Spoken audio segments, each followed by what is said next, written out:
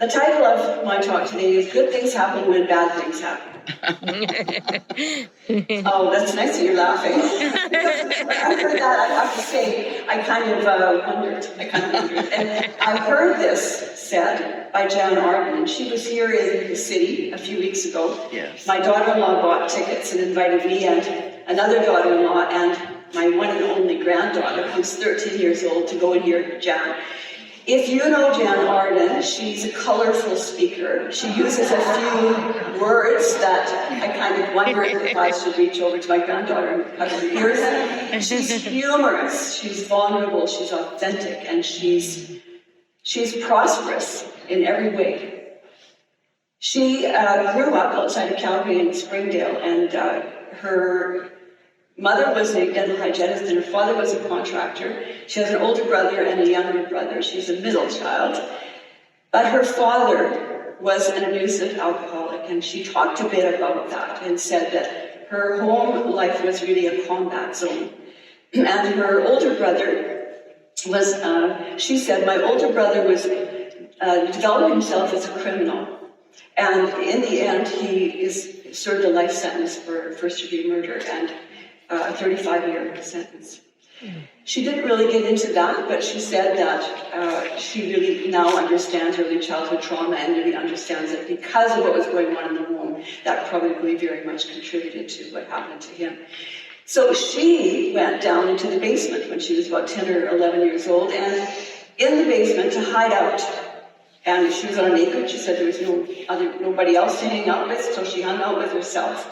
And she hung out with her brother's records. In those days, it was records, and it was ABBA, John Denver, and Karen Carpenter. Those were the ones she liked. She had a record player, and he had an old guitar down there. She taught herself to play the guitar. She started writing songs about her life and her feelings, her emotions, what was happening in her life.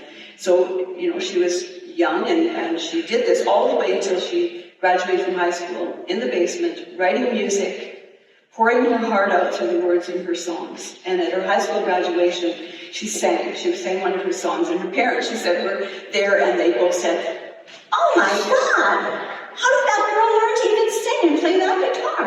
Oh, we're just totally surprised." His dad said, "You should do something with that." She said, "Can you imagine their kid from the time they're 10 years old until they're 18 in the basement, playing their guitar, writing music, singing, playing music, and as a parent having no idea that that was going on at all?" She said that was the flavor, the culture of her home. Her parents were completely caught up in their own dysfunction and drama. She took she took drama at Mount Royal, and she continued to write music. She said she just poured out all this music. She started singing in bars, and she met somebody who played alongside her and really encouraged her, an older guy. She said that was just very, very uplifting and really empowered her and encouraged her to do her thing. Booked all kinds of gigs for her.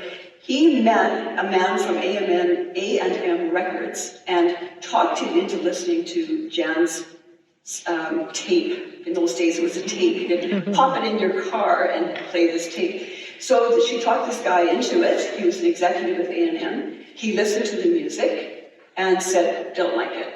It's too gloomy. It's so depressing. I just can't relate to it, and it won't sell. It's a downer." But good things happen when bad things happen. Mm-hmm.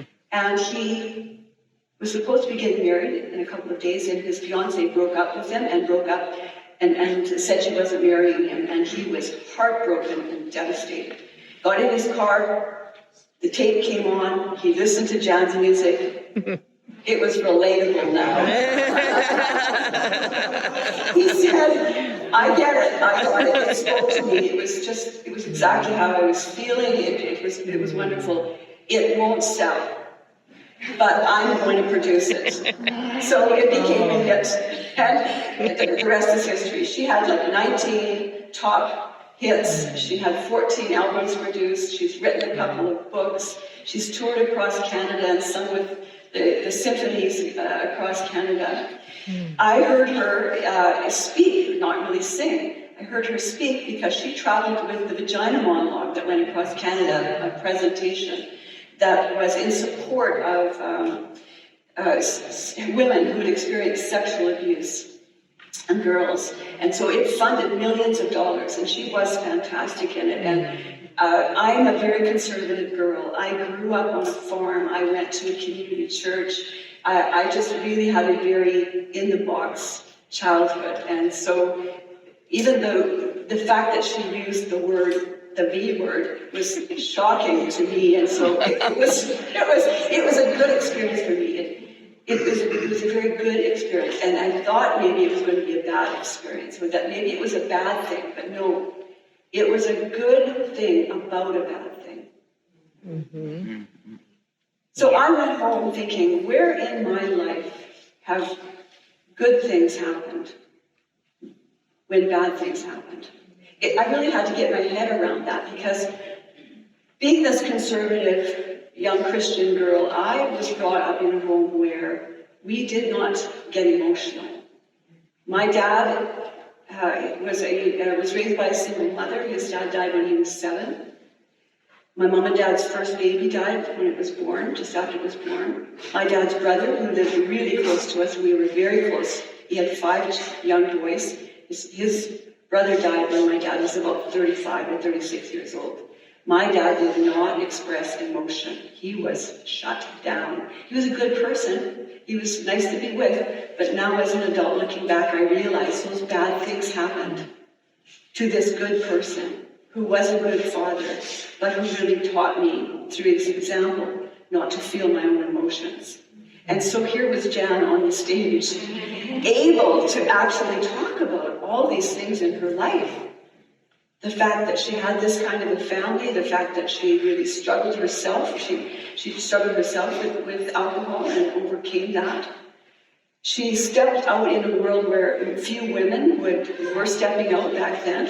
I'm older than her, so it was even more conservative when I was at that stage. Women pretty much didn't even go drinking. and if you wanted to have sex, you got married. And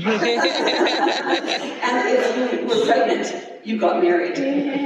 And you didn't talk about it. And my mom, when she was pregnant, she had 5 or 6 pregnancies. She wore a winter coat in the summer to cover up her body when she was pregnant. And now today we have Rihanna. You know who Rihanna is? Yeah. Well, she sang in the Super Bowl. We all wondered if she was maybe pregnant. And now she's developing fashion for pregnant women, and she's showing her baby bump open. She's putting beads across. She's trying all kinds of new things, and she's not even married. She's certainly in a committed relationship. This is her 2nd child. So some of those bad things that happen to women, the suppression of sexuality, has gradually pushed itself out so that women now, I think, are much more comfortable when their body's changing. So my thing that came up to me as I'm thinking about talking to you, thinking, what bad thing? So when I was 23 years old, I had 1 year left of college to be a registered nurse. I was married. And we became pregnant. Just say that. It was unexpected and it was unwanted, really. The pregnancy itself was very unwanted. And in those days, girls were usually in a dormitory taking nursing. So I was one of the first classes ever where we moved it out to a college. And all of the women nurses had been raised in this very conservative environment. And so I really didn't know if they would even let me come back to school. My husband was like maybe 24 years old at the time, so we were kids. We were kids. I know that now. At the time, I didn't know that. We were kids, and Norm said to me, okay, so are you going to have to quit school? And I was furious that he would ask me that question, because it was exactly the question I had myself. And it made me so darn bad to have him say it, that out of my mouth came, I am absolutely going back to school and I am finishing. And I put my stake in the ground, and then I was proud, and I was not prepared to take it back out. So I just turned up at school. I didn't ask anybody, I didn't go talk to anybody, I just turned up for my last years.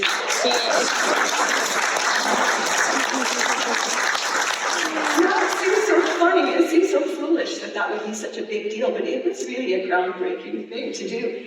My wonderful mother and my mother-in-law both made me the cutest outfits you could imagine that were mix and match, and I turned up as a doll with my cute little outfit, and so all the girls thought being pregnant was actually quite cool and lovely, and it was like, of course, the last 9 months, the 9th month was probably less attractive and much more difficult to sit in class and to write final exams, and I had our baby, and I stayed home for 2 weeks. And then my partner and I figured out a way where he changed his work to afternoons. I was working days. I couldn't breastfeed.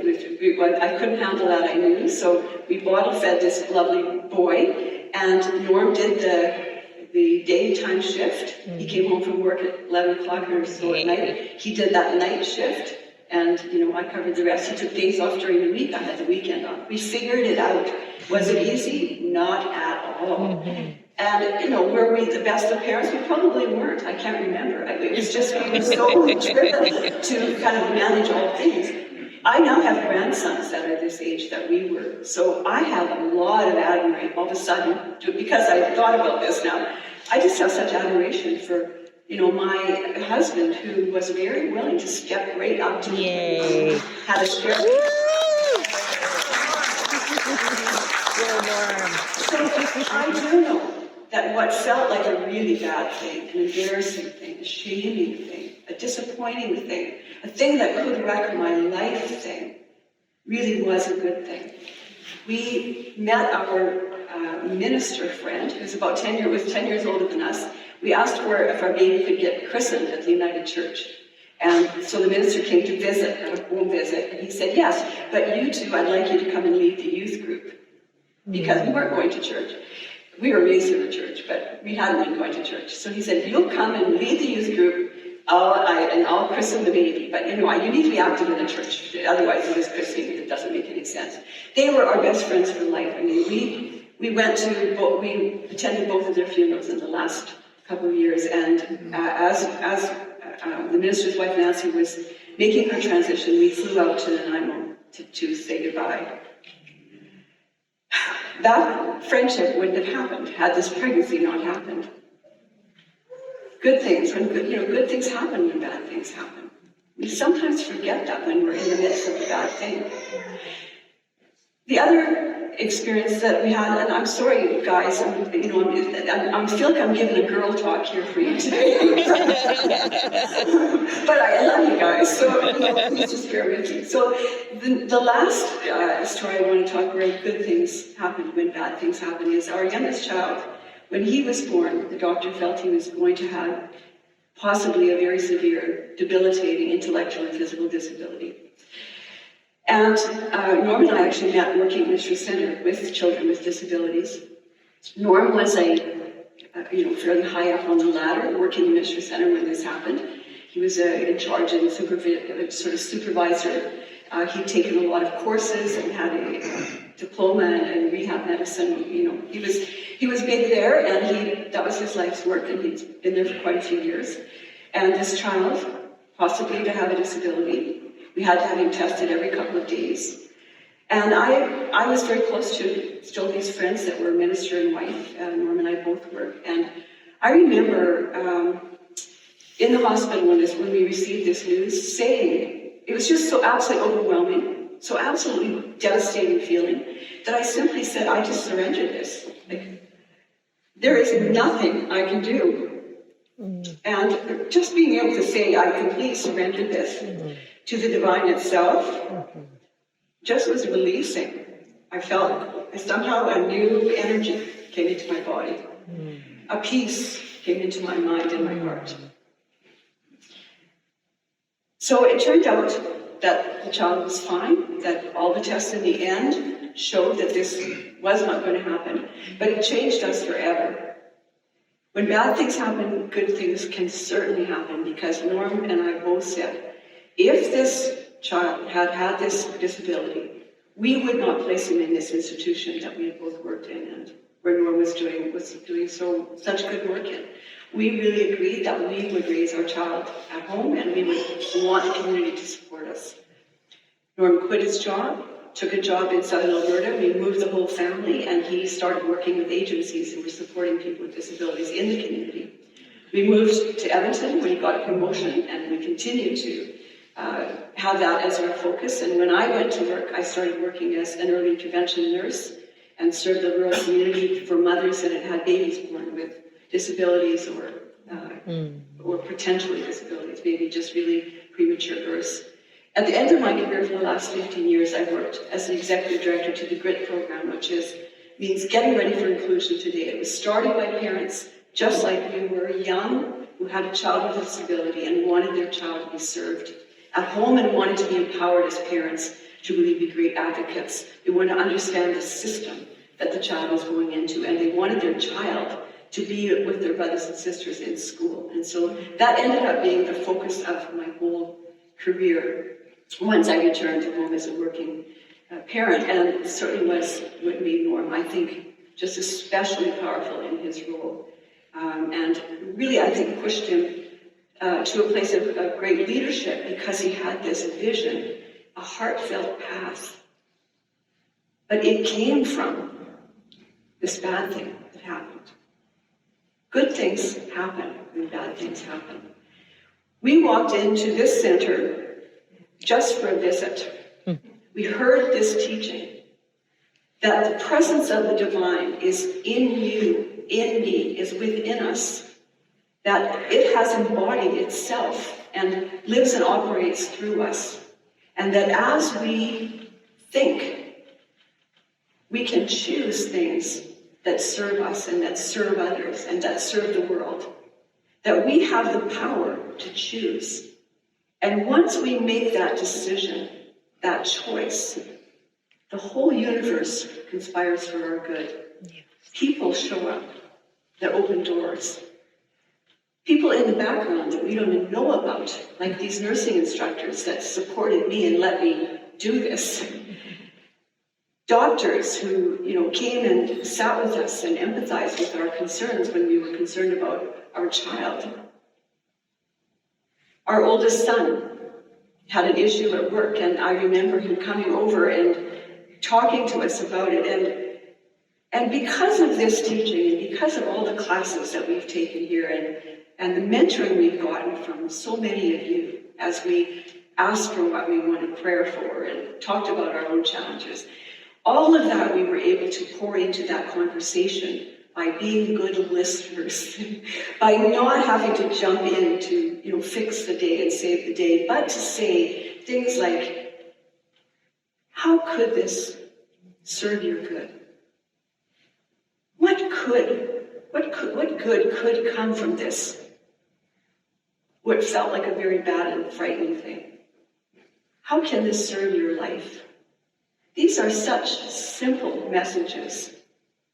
Maybe you can relate. Is there something in your life right now even where you think this is a bad thing? It should not be happening. And could you, if you sat with yourself, could you perhaps receive that message from the divine ocean of life that maybe just taps you on the shoulder that says, maybe this, that still small voice within. I know that when I've been in the pits of despair, I'm old, I've had a few of those pits. There was several times when I had just done everything I could think of doing, read everything I could think of reading, talked to everybody I could think of talking to, where I just had to sit with myself in the fire and wait and wonder and gradually surrender to how I was feeling, to honor her, to give her some compassion, to stop judging and criticizing her. And there seems in the center of our being the divine, who simply is being. It's simply a state of hit bottom and you find out you're not alone. There's a presence that's there waiting. I know that you know this too. Something wonderful is happening here at the center. We have a relatively new minister. This community is beginning to thrive and grow and become. I know the presence of the divine is here. We've walked through some bad stuff to get here, haven't we? With COVID and all the things that we've dealt with here. We've managed to inspire each other to find the good things, to be the thing itself, to do the work, because you still have to do the work. It was not easy finishing that nursing course. It was not easy raising children and often having different opinions about what is the best path to take. That's part of a long marriage. You're never really married to the same person for all this 50-some years that we've been married. We've each been different people, and we've had seasons of thriving and seasons where it felt like maybe there was a drought. That's life. Eckhart Tolle said this, that we would not grow if we didn't make mistakes. That it is you have a very shallow life if you want to stay above the waves of life. That we need all of these mistakes, missteps, these things that sometimes feel and are tragedies, that even within those missteps, those mistakes and tragedies, there is a seed, and it's goodness, it's wisdom, it's the mud of life, and in that mud is already the lotus flower. It needs the mud to bloom. We need the mud in our lives too. We're not always grateful for it. I'm certainly not. I certainly do resist some of these feelings when I'm angry, when I'm afraid, when I'm disappointed, when I'm judgmental. It's very hard to let those in and welcome them like guests to this house, knowing that they are sweeping me clean, growing my roots so I can feel sadness without crashing, so that I can be filled with joy. Because without the sadness, there is really no joy. To actually feel our life, we need to walk through some of the storms. We need each other. I know that the reason I got through the storms in my life is because I had the support of good people, compassionate people, people with empathy who had faced some storms themselves. And so this morning I invite you to reach out to the people in this community. We have wonderful practitioners who have studied for years to hold the consciousness of goodness when the storms of badness seem to be taking the day. We have people here who are not practitioners but have lived their whole life committed to being the thing itself in this world, to serving goodness, to transforming themselves, and through transforming themselves know that that is the only way that we can truly reach out and support the people around us and transform the world. So this morning I'm just wanting to say I love you. I'm so glad that you came here, and I know that you'll be blessed by this community if you're new. And so I know that I always see the divine in this community and in you when we're together. Namaste. Yay. Awesome.